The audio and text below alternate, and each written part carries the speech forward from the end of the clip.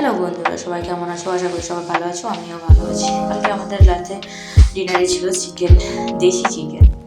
ওরাও দাদা নিয়ে এলো মার্কেট থেকে, ঠিক আছে। সবাই মিলে আমরা মশলা টশলা কেটে রেখেছিলাম। তো কেটে রেখে দাদা এসে পেঁয়াজটাকে ভাজতে বসে গেছে। আমি ধুয়ে এনে রেখেছিলাম সব কিছু, টমেটো ফমেটো কেটে আদা রসুন কেটে রেখেছিলাম। ওই দাদা মশলা রাতও অনেকটাই হয়ে গেছিলো, তাই দাদা মশলা ভাজতে বসে গেছে তাড়াতাড়ি ওভেন টেবিল করে, ঠিক আছে। এই তো পেঁয়াজটা ভাজা হয়ে গেছে, দাদা হলুদ দিয়ে দিয়েছে, হলুদ দেওয়া হয়েছে। এই ঘরোয়া স্টাইলে রান্না হচ্ছে, দাদা একটু হালকা রিচ মশলা বেশি নেয়। এই আদা রসুন ফেলা হয়ে গেল, রসুনটা দেওয়া হয়ে গেছে, ঠিক আছে। রসুনটা দেওয়ার পরে দাদা একটু ভালো করে কষিয়ে নিচ্ছে, মশলাটাকে একটু ভেজে নিচ্ছে ভালো করে।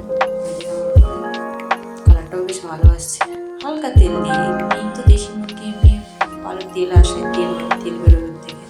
টমেটো আদা সব দিয়ে দিয়েছে, একসঙ্গে মশলাটা কষাচ্ছে। মশলাটা ভেজে ভালো করে একটু ভাজা হয়ে গেল, লাল হয়ে গেল। আস্তে আস্তে ভাজতে সবাই ঘুমিয়েও গেছে, জিয়ারা সবাই ঘুমিয়ে গেছে, ঠিক আছে। শুধু দাদা, আমি, বৌদি তিনজনেই জেগে আছি। এই দাদা একটু হালকা জলও দিয়ে দিয়েছে। জল দেওয়ার পরেই জল করলো, তারপরে একটু আদা রসুন কমে গেছে দাদা বলছিল, আর একটু হালকা দিলে। কিন্তু রাতটাও তো অনেক হয়ে গেছে না, রাত 11টার মতো বেজে গেছে, ঠিক আছে।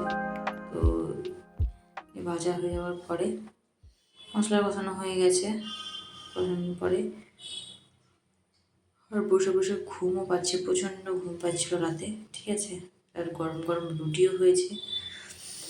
এবার চিকেন দেওয়া হয়ে গেছে, চিকেনটা দিয়ে ভালো করে দাদা এবার চিকেনটা দিয়ে ভালো করে কষাচ্ছে তাকে, ভালো করে কষিয়ে নেড়ে অনেকক্ষণ ধরে কষানো হয়েছে। কেননা দেশি মুরগি তো একটু যত কষাবে তত ভালো টেস্ট আছে।